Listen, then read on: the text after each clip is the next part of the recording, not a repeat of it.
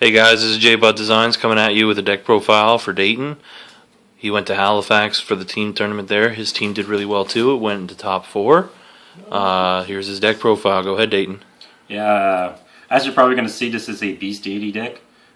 So like most, I start off with Beast Deity White Tiger.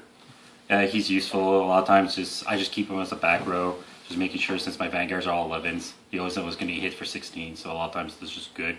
And if I have to, I can use it to stand someone, because that's like Counterblast 1 and you stand one of your other Beast Deities. And that's the whole point of this deck. It's aggro multiple attacks. So with that, you can see with my triggers, I have 4 draws, 8 crits, and the reason why I run Red Lightnings, it's because Got some techno going on. Continue with this. I think that's good. Okay, there's 8 crits and 4 draws. As you can see, I use Red Lightnings because this is a very counterblast heavy deck, so it's always good to just. And anytime you can use the main Vanguard's skill more than once, is really devastating. People just hate you for it. I also have 4 heals, all the good ones too. So I run 3. I run 3 perfect guards. I run 3 because I find if you run 4, there's a good chance you're gonna get one of them you're gonna have more than one in your hand, and it's really annoying to not have a booster. And I just don't like something like guarding's one thing, but if you can make your opponent waste cards from his hand, it's still better than having to guard. I run the AK vanilla. Just useful in a lot of situations. I can hit 21 with certain of my guys. Anytime you can force your opponent to discard more, just because with an AK, with everything being 10s and 11s in my deck, this makes it easier to fight 13Ks, which is cross rights, because everyone's like, oh, cross rights doesn't happen, but the moment you fight one, you're like, oh, well. Go Dayton. Good definition. Oh, I run 3 Clay Doll. Mechanic, yeah. Mechanic. Again, it's another thing to unflip damage. Again, if you can always have 3 unflip damage with a limit break with your main Vanguard, it's really good, and your opponent just hates you for doing so. I run 4 Beast Deity Black Marsh. It's a grade 1 booster that whenever whoever he's boosting hits, you can stand a Beast Deity, and it doesn't have to be the one he's boosting. So a lot of times what you do is you put it on one, you put a crit on another Beast Deity, you attack with that, he'll guard it, then you'll take this one, you counterblast, and you put him in your soul, and you turn that one back with the crit, and your opponent's just like, what? It just suddenly has another crit he has to worry about. When it comes to grade 2, I have 3 of Beast Deity Black Tortoise. It's mostly to get. I only run it because to get Azure Dragons in my hand. Early when a new set comes, he's being replaced by Chaos. It's grade 2 that if your Vanguard is a Beast Deity, he gains +3. Hatred to Chaos. Hatred to Chaos, yes. This card is really good. I run 4 Beast Deity. Wow. It's a golden anklet. I know, I was forgetting his name. The golden anklet. Yeah, the golden anklet is really good, especially with this deck, because it's what happens if he stands, he gets 3k, so it makes him a 12, and with this deck, it's not hard to do. Even with but you're not using stands. But yeah, but I have a Vanguard skills, like all my grade 3s, just like stand this thing, bang that thing. So just having that is really useful.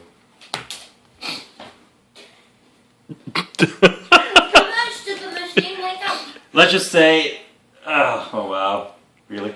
Continue on. Okay, and also have 4 beasts, but not beasts, Death Army Rooks. Beast Deity Death Army Rook? What?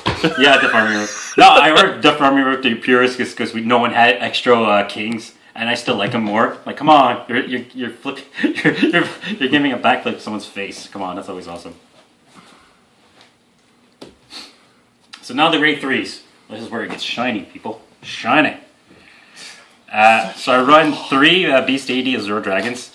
The reason I don't run 4 is because I don't have 4. But also, Okay, private.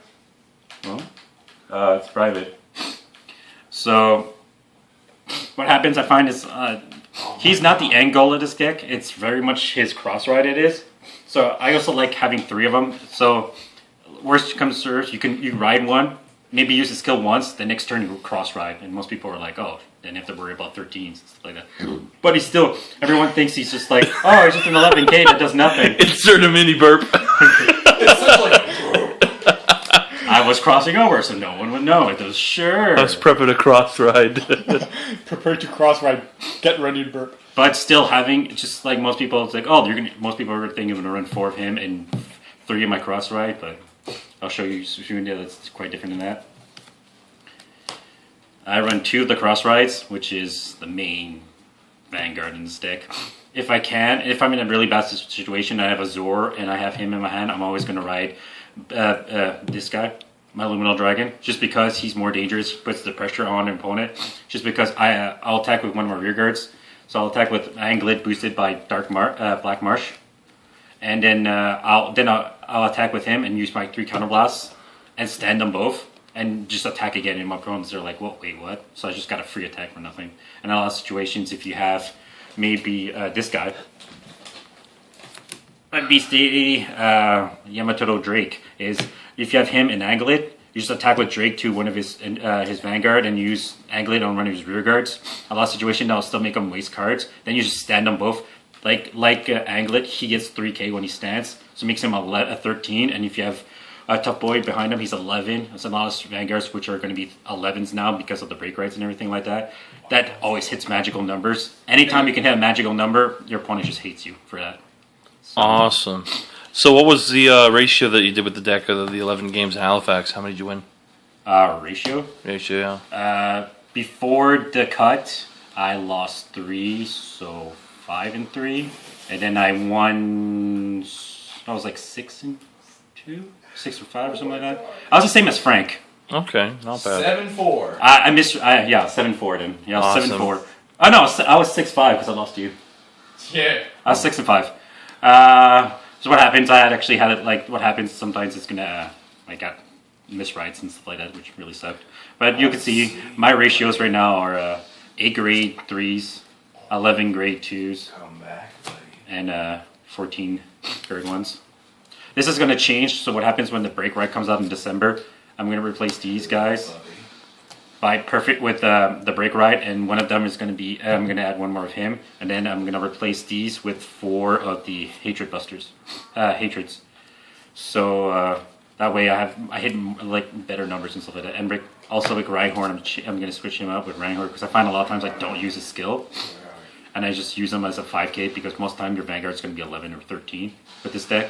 So you're still hitting 18, you're still hitting 16s or 18s, which your opponent hates. So not bad, but I still don't like him. I don't find I use his effect, and if I do, it's like, well, I needed that counterblast for maybe for Black Marsh or for my Vanguard itself. Well, that's about it for now, so. Awesome. All right. Thanks for tuning in, guys, and have a good one. Peace.